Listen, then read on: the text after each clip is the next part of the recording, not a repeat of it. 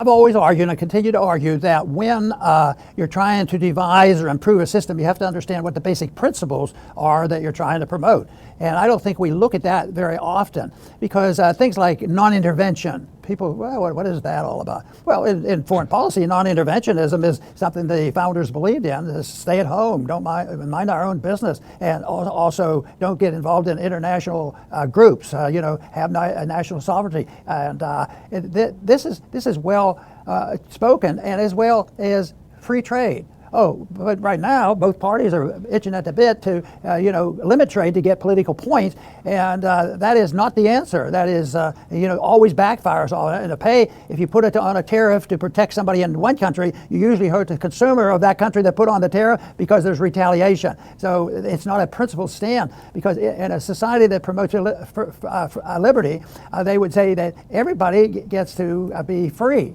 And the people who oppose will say, oh, you guys are crazy. You're libertarians. You're a bunch of anarchists. Who would tell people what to do and who would guide them? Who would write the regulations? We wouldn't have them.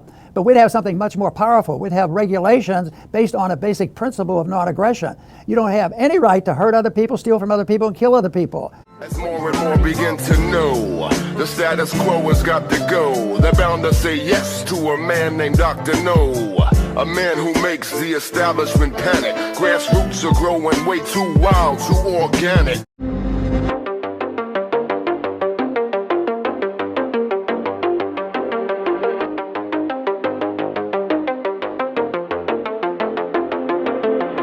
So Israel believes that only 60 to 70 Israeli hostages in Gaza are alive out of the 134 people and bodies that are being held in the Strip, as Israeli Prime Minister Benjamin Netanyahu is sabotaging chances for a hostage deal with Hamas. And this was reported by Haaretz on Thursday.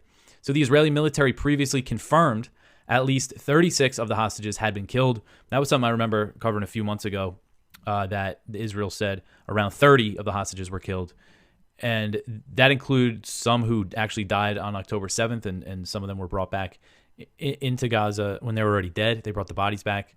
And a source told Haaretz that now only 60 to 70 are still alive, and actually said that the number may even be lower than that. And, of course, we can't know for sure exactly how all these hostages died, but I think it's a pretty safe bet to say that many were, if not all of them, were killed by the Israeli bombing campaign, or maybe of disease or starvation due to the Israeli blockade. I'm sure it seems to me that it would be in Hamas's interest to keep these hostages alive.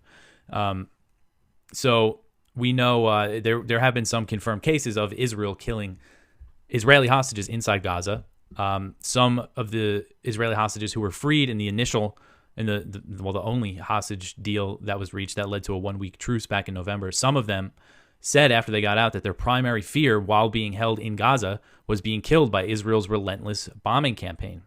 In December, Israeli troops gunned down 3 Israeli hostages who were shirtless and waving a white flag in Gaza City. I'm sure everybody remembers that. And then there was also a mother of an Israeli who died in Gaza, and she's alleged that her son was killed by poison gas. And, the thing that people, and she was citing a toxicology report, and what immediately went to people's minds was maybe Israel was pumping gas into the tunnels. Then I saw there was a report in Israeli media that said the Israeli military is aware that bombing the tunnels could create toxic gas, such as carbon monoxide, which risks killing the captive Israelis that are down there. So this news of the estimate that only 60 to 70 hostages remain alive comes as family members of Israelis being held in Gaza are increasing the pressure on Netanyahu to reach a deal. So some of these family members held a meeting with Netanyahu on Thursday, and beforehand, one of them said, quote, "Prime Minister Netanyahu, the responsibility to bring our sons home is yours. At the request of the state and the security forces, we stayed silent until today. They scared us. Today, we understand that as the number of days of silence grows, the number of boys who return home alive decreases," end quote. So Russian investigators said Thursday that they found evidence connecting the terrorist attack on a concert hall outside of Moscow to Ukrainian nationalists. Investigators have verified, so this is a quote from the Russian Investigative Committee. This is a statement they put out. They said, quote, "Investigators have verified information that large amounts of money and cryptocurrency that the perpetrators of the terrorist attack received traced back to Ukraine. The funds were used in preparing the crime. investigators work with the detained terrorists, the examination of technical equipment that was seized from them, and the analysis of information about financial transactions prove their connection to Ukrainian nationalists, end quote. So Russia is now saying that they have evidence linking these people to Ukrainian nationalists, and it's not clear exactly what that means. But it's, if Russia determines that Ukraine was behind this, or things could really escalate, and by extension, they would view it as an attack backed by the U.S. This article, I wrote this article, but it's based on a New York Times report that said the U.S. did not share all the information it had about a terrorist plot in Russia ahead of the shooting at a concert hall outside of Moscow that killed over 140 people. The paper said, quote, the adversarial relationship between Washington and Moscow prevented U.S. officials from sharing any information about the plot beyond what was necessary out of fear Russian authorities might learn their intelligence sources or methods, end quote. So it's basically saying that they didn't give them all the information that they had about this attack because of the relationship because of the state of relations with Russia. I mean, that's all it is here. And this reminds me, I think it was like the day before this happened, Scott Horton sent me an article from Washington Times about ISIS-K, and it was saying, well, ISIS-K is targeting Iran, the Taliban, Russia, and the U.S. is in this awkward position where they don't know if they should share the intelligence with their adversaries because they don't want them to use the intelligence to their advantage. So basically saying that they don't want to help stop ISIS attacks because they don't want to give too much information to these countries. So in response to the report, the Kremlin responded, and Dmitry Peskov, the spokesman, said that he was unaware of information about the U.S. withholding intelligence, and he also cast doubt on the report. He said, quote, the information of the New York Times citing sources is information that should be treated with great caution, end quote. So this article is from Kyle at the Libertarian Institute, and it says, House Speaker Mike Johnson, Republican from Louisiana, says that he will work to pass a massive military aid bill for Ukraine and Israel once Congress returns to session next week, a move that could trigger a backlash from some members of his party. House Democrats have vowed that they will protect Johnson if some Republicans try to kick him out from the speakership. House Democrats are saying that they're willing to not vote against him to save him.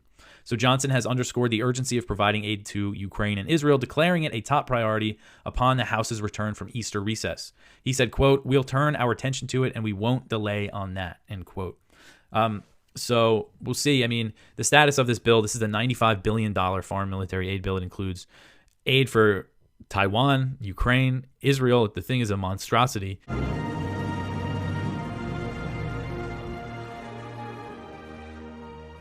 Who in the government is going to make the assurances required for Julian Assange's extradition? Can they somehow be made to be legally binding for U.S. courts given the division of powers principle?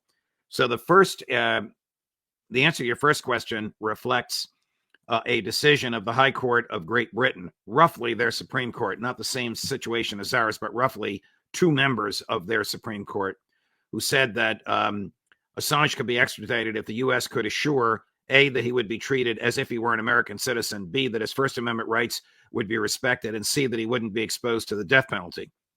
So you have judges in Great Britain asking the American Justice Department to assure something that only an American federal judge could guarantee. So the assurances are not worth the empty words that will come out of the mouths of the Justice Department lawyers, meaning they could make all the assurances they want, but there's no way that those assurances can be guaranteed. Because, as you point out so nicely in the second part of your question, that we have the separation of powers principle in America. The legislative branch, the Congress, writes the laws. The executive branch, the president and the people that work for him, enforce the laws. The judicial branch interprets the laws. And the executive branch cannot bind the judicial branch. These assurances are effectively meaningless. Thus, the ruling is effectively meaningless. It's just a way for the establishment in Great Britain to extradite Julian to the United States and attempting to put the onus on the United States rather than on its own gutless judiciary, which is not independent like ours is. Ours is not always independent, but many judges are. In Great Britain, you'd be very hard-pressed to find judges or justices that are. You could probably fit them all in a bathtub because they all come from the same elite core of British society, which is very, very, very, three verys pro-government. In my own view, of course, Assange did not commit a crime, should not have been indicted. I think many of you have heard me say this. I thought I had talked then President Trump into pardoning him, and I think I had. And then the people around Trump changed his mind. And of course, he hasn't been pardoned. On the contrary, He's been tormented in a windowless subterranean cell in the basement of a London prison, conditions far worse than what he would be in if he had been convicted in the United States of espionage. Why is it not a crime? Because the Supreme Court has said that a member of the media, it could be the New York Times or it could be Judging Freedom, it could be any member of the media that reveals matters to the public that are of material interest to the public, is immune from civil and criminal liability, no matter what's revealed, no matter how they got it, and no matter what they say. But the Obama administration, to its credit, elected not to indict Assange. The Trump administration, under then Attorney General Bill Barr, elected to do so. Okay, next question. From Patrick Jean-Claude. Patrick, where have you been? You usually pepper us with dozens of questions. I'm kidding, and I'm grateful for your questions always, Patrick. Judge, former U.S. President Obama visited United Kingdom Prime Minister Sunak at 10 Downing Street in London. This was just the other day, sparking speculation about their meeting. Do we know the subject of this meeting? Thanks and Godspeed. Thanks and Godspeed to you as well, Patrick. We don't know the subject of the meeting. It got very, very little notice in the press. Usually, if a former president meets a current head of state, the two of them want to maximize publicity on this. Neither of them wanted any publicity on it. I don't know if it has to do with Ukraine or Gaza or Joe Biden. I do know that Barack Obama is terrified that Donald Trump may beat Joe Biden and, in President Obama's view, undo much of what President Obama and President Biden did. As we speak, literally, the two of them, along with former President Bill Clinton, are arriving in New York City to go to Radio City Music Hall. It's called Music Hall. It's actually just the largest theater in New York City before you get into an arena like Madison Square Garden, but it holds about 2,500 or 3,000 people for a fundraiser for Joe Biden tonight. They expect to raise, after expenses are paid, about $25 million. Hard to believe, but Joe Biden has trebled the amount of money that Donald Trump has raised. But why the conversation with Rishi Sunak, the Prime Minister of Great Britain? Your guess is as good as mine. And members of Congress as individuals be prosecuted for war crimes and genocide of the Palestinian people. Do they have immunity? They do have immunity. They cannot be prosecuted for anything they do, any vote they take on the floor of the House or the floor of the Senate, any position they articulate there, any position they articulate in a House or Senate committee meeting, or on their way to or on their way from Congress. The reason for this clause is because British kings were notorious for prosecuting members of Parliament when they voted against the king's wishes. And Madison was aware of that when he wrote the Constitution, and he made sure that this immunity clause was in there. You're listening to Part of the Problem on the Gas Digital Network. Robert, why? I mean, put that last picture up there. Yeah, well, we got the guy. I guess, I should say in defense of White House press secretaries, they do not make the decision. They're the person that gets sent out to say what we can and can't talk about. My sense is that they don't make the decision about whether you're not going to or not going to talk about the drone program. But do you think that the White House has been sufficiently forthcoming? We have these 7 memos right now. We haven't seen any of those. The white paper got released right before Brennan by the White House, but leaked apparently. Do you think that you've been sufficiently forthcoming and the White House is sufficiently forthcoming on this stuff? Well, I think you've seen recently the president discuss the need and desire to be more forthcoming. I certainly think there are aspects of that program that are and will remain highly sensitive and very secret. But let me give you an example here, Chris. When I went through the process of becoming press secretary, one of the first things they told me was, you're not even to acknowledge the drone program. You're not even to discuss that it exists. Wow. And so I would get a question like that, and literally I couldn't tell you what major asked, because once I figured out it was about the drone program, I realized I'm not supposed to talk about it. But here's what's inherently crazy about that proposition. You're being asked a question based on reporting of a program that exists. Right. So you're the official government spokesperson, acting as if the entire program, pay no attention to the man behind the curtain. Right, yeah. I think in many ways, and I think what the president has seen, and I'm not talking about this, I want to be careful, this is my opinion, but I think what the president has seen is our denial of the existence of the program, when it's obviously happening, undermines people's confidence overall in the decisions that their government makes.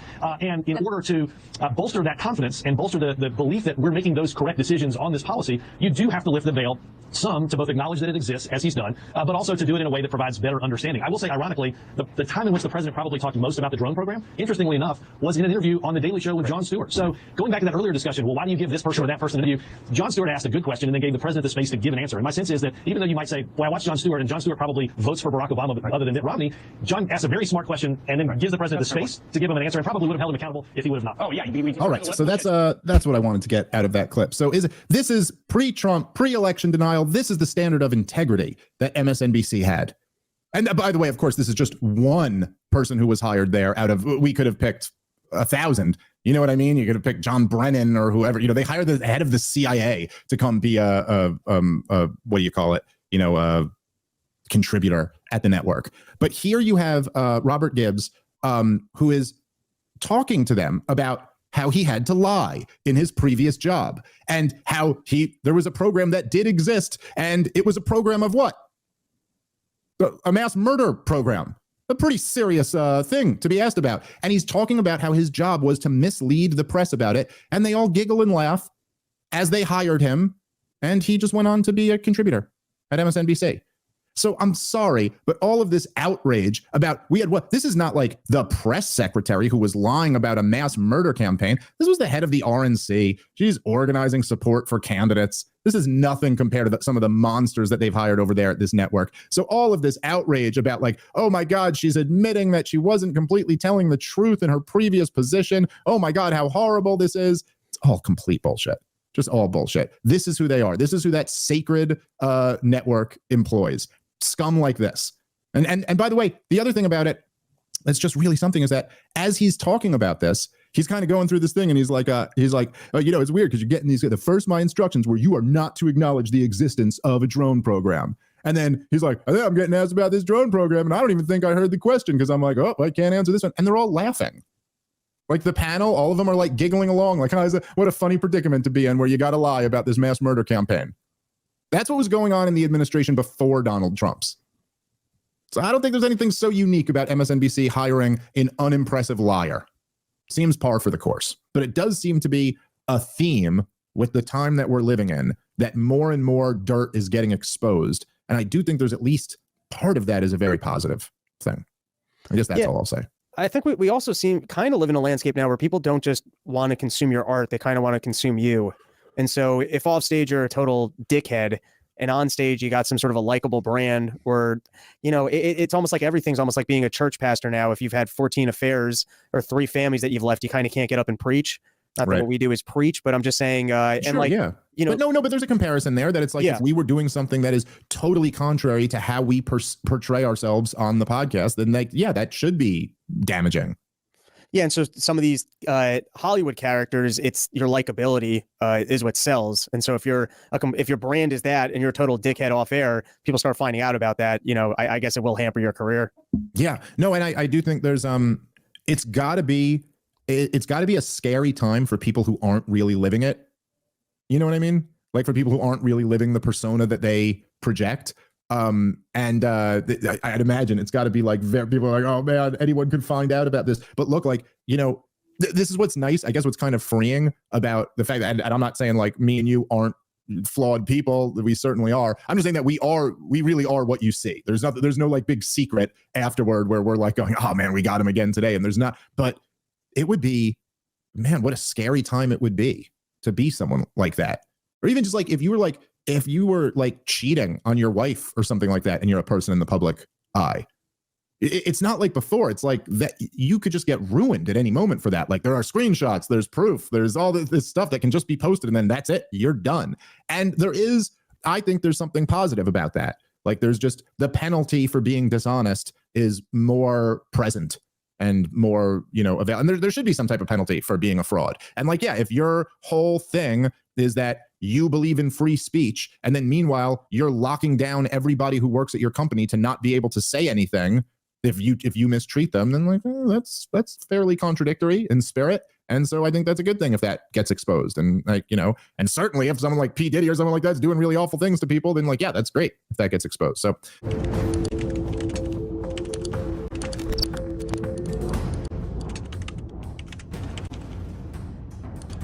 it's essential to understand the fact that the founding generation had just fought a long, bloody war to get away from the unlimited centralized power of the British, which was mostly expressed in the Declaratory Act of 1766, claiming power over the colonies in all cases whatsoever. The old revolutionaries cited this over and over and over as the root cause. I've covered that in some detail in an episode, which will be linked to in the show notes over at 10thamendmentcenter.com/path-to-liberty with some other interesting information along with all the original source documents. Alan Mosley will get that organized and I'll have it published at 10thamendmentcenter.com/path-to-liberty a couple hours after this live stream is done. And that'll include, for example, this letter from Thomas Jefferson to Joseph C. Cabell. He said, "What has destroyed liberty in every government which has ever existed under the sun? The generalizing and concentrating of all cares and power into one body. Now, Jefferson certainly understood what it was like to live under the largest government in history at the time, and now we're also living under the largest government in history once again. And now Samuel Adams made a very important observation in this letter to Elbridge Gerry in 1789, recognizing that consolidation was a greater problem or a huge problem when you have people who have different viewpoints, because then it just requires violence to force your way. And he didn't get into that, but that's really where you go with this. He said, I think really he's hinting at that. I am fully persuaded that the people of the United States, being in different climates, of different education and manners, and possessed of different habits and feelings, under one consolidated government, cannot long remain free, or indeed under any kind of government but despotism. So in other words, you can have a very diverse society as long as you are very much decentralized. The more centralized, the more diverse you have in your views on religion, culture, society, politics, economics, whatever it may be, the more you have diversity in that, the more dangerous it is to have a centralized state. And that's why we have huge problems today under the largest government in history. John Lansing in the New York Ratifying Convention put it this way: a consolidated government could not preserve the essential rights and liberties of the people. And Patrick Henry hammered it home with this: consolidation must end in the destruction of our liberties. I'm going to get to some Federalists during the ratification debates in just a moment, but I wanted to point to George Washington. In his farewell address, he addressed consolidation as well, but under the idea of the spirit of encroachment. This is a recognition that people with power tend to just always try to expand their power. And this is what's called a spirit of encroachment. People who have power in the executive branch may want to do stuff that has been properly delegated to the legislative branch, or vice versa. And then maybe all of the branches in Washington, D.C. might want to encroach on the powers that were reserved to the states or to the people. And that spirit of encroachment, George Washington warned, tends to consolidate the powers of all the departments in one, and thus to create, whatever the form of government, a real despotism. And here's Brutus in his first paper again. He's recognizing that this is what they're being told. He knew they weren't trying to create a completely consolidated system. So some of the arguments in response, it's almost as if they're ignoring what Brutus was saying, and some of the others, Cato and others, because they weren't arguing that the system in and of itself, what was put down on paper, was intending to create a single government over the whole country, but they just thought over time it would create a giant centralized state. Here's how Brutus put it: although the government reported by the convention does not go to a perfect and entire consolidation, it approaches so near to it that it must, if executed, certainly and infallibly terminate in it. Patrick Henry, on the 7th of June the following year in Virginia, he said, this, sir, again, I don't think he's even taking the same position as Brutus here, that it's really so close that it's going to end up that way. Patrick Henry's pointing out that over time, and many of the anti-federalists said, well, you've got all these undefined powers, poorly defined things like general welfare and necessary and proper. And over time, people with power are going to read these in ways to expand their power. And of course, it's going to end up as a consolidated monster. And I think they called it. He said, this, sir, must naturally terminate in a consolidation. If this will do for other people, it will never do for me. James Madison, I think, really makes just an important point, though. He's arguing, of course, with Patrick Henry in the Virginia ratification debates. This is in June 6, 1788, also with George Mason. And he's saying, no, this is a partial consolidation. But if we did this, it would be totally consolidated. And of course, this would be a huge problem. Check it out. Had the government been completely consolidated, the Senate would have been chosen by the people in their individual capacity in the same manner as the members of the other house. Now, of course, that was more than a century before the 17th Amendment, but James Madison, basically, it was just one step away from being completely consolidated. I think some people who are more honest about what they were trying to do and saying, look, we don't want a totally consolidated system, but we need some consolidation. They really believed that they could pull off this kind of high wire act. And others on the anti-federalist side were saying, no, not a chance. But here's Madison himself pointing out, like, look, if they just the bulwark against having a totally consolidated system was making sure that the people in the Senate represented the states and not the people in the states as it is in the House of Representatives.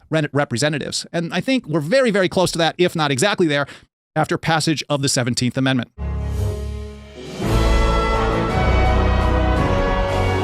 Last week on our show, we asked, what kind of country allows itself to be invaded, by migrants, just let anybody in. This week, we're asking what kind of country bankrupts itself at ever greater speeds. I mean, I remember going to school. I don't remember learning in school that, our amazing U.S. Constitution says, oh, yeah, just let anybody in, give them free stuff, and let them vote, so they can vote for more free stuff, or to spend money beyond their means so that they ultimately can't even pay the interest and eventually go bankrupt and default. I don't remember learning this stuff in school about government. I heard about checks and balances. I remember that. Where did that go? So what is it? Why is our government like this? And my guess is it's desperation. They are frantically trying to achieve an unachievable goal, which is ruling the world. And this is their goal. This is not our goal as a people. They want to subjugate the world to, so it does, the rules-based order, as it's called. And again, none of this is in our Constitution, which they swear to uphold when they get into office, having 1,000 bases all over, endless wars. What do you think this Ukraine is all about? This has nothing to do with us. Nobody's bothering us over here, or the Middle East, or maybe someday Taiwan. This is all this crazy goal of wanting to rule the world, which goes back. Everybody's tried it. So now America is taking its crack and getting the same exact results. It's failing out there, but even, at the same exact time, it's destroying what's happening here. And that needs to change. All this mess is looked at by the Federal Reserve. They realize they never reach their goals, that they are there, and they have to have periods of time. Every month they come out with a report and try to convince the people to be optimistic. And in many ways they're pretty successful at that for the marketplace. But the market loves the inflation. So with all this confusion and mess, instead of going back to a market operation that would allow the market to decide what interest rates should be and what should be done in the economy, rather than fudging it with the government help and largesse. But so in all this, the Fed say, we're ready, in spite of all this inflation, we'll cut rates for you. Now, that doesn't mean that cutting rates is bad. It just means that they're doing something they don't have the vaguest idea whether it's right or wrong. They don't know whether to cut it 0.5% or 2% and all this stuff. It's all fibbing, and people know about it. And I think the people who take advantage of it know about it too, but they take advantage of it on the short run. So stocks go up. But with all this mess, the Fed says, we're not, the market is turning down, so we have to manage the market, and they don't like high interest rates. So we have to lower the rates, and we can't let the rates increase like that. So people depend on the Fed for the guidance in the economy, and of course the people in Congress and the government are clapping hands. They're really happy about this because the spending continues. And this recent bill they passed, huge bill, a lot of unnecessary spending, and it went sailing through with Republicans and Democrats supporting it. And that is what is going to continue. The welfare warfare state is alive and well, and anybody seriously challenge it, you can get into big trouble. People who in high positions, if they challenge the military-industrial complex,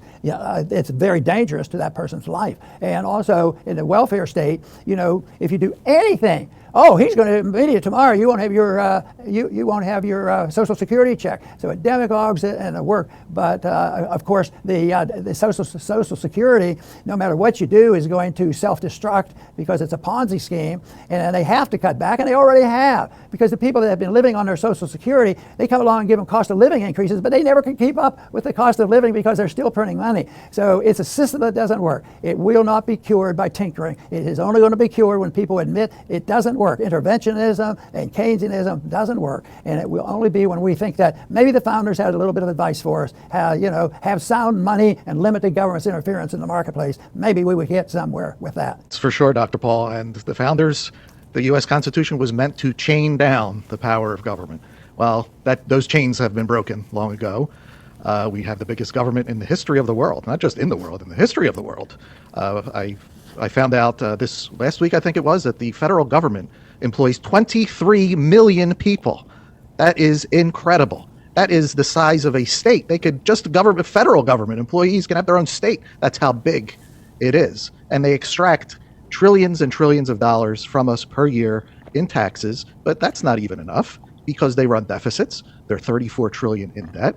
So the problem in our society is clearly not us, the people. We're doing our jobs. We pay our taxes. Thank goodness we have each other. There's people that will feed me. If something breaks in my house, they'll come out and fix it. The problem is not in the country itself. The problem is in Washington, D.C. So I think there's enough known about the principles of liberty to really improve, our system of government. The problem is, once again, more people have to be, once they're convinced of this, to be promoters of this philosophy, because what is coming is not going to be good. And it's a lot easier to start these wars. It's a lot harder to get out of these wars without a lot of tragedy. And that's what we're thinking right now. The most recent one is Ukraine. We sneaked into that war, precipitated it, with participating in a coup. And now look at it, it's on and on. on, and everybody's giving up. Oh, the Ukrainians can't win, but we have to keep sending money. We maybe have to send some troops and all that. That is a bunch of nonsense. It's going to end, and it will lead to the anarchy that they blame libertarians would bring about by having less government. The answer to it is not more government. The answer to it is having limited government to protect liberty, not to manage all of our affairs. I want to thank everybody for tuning in today to the Liberty Report. Please come back soon.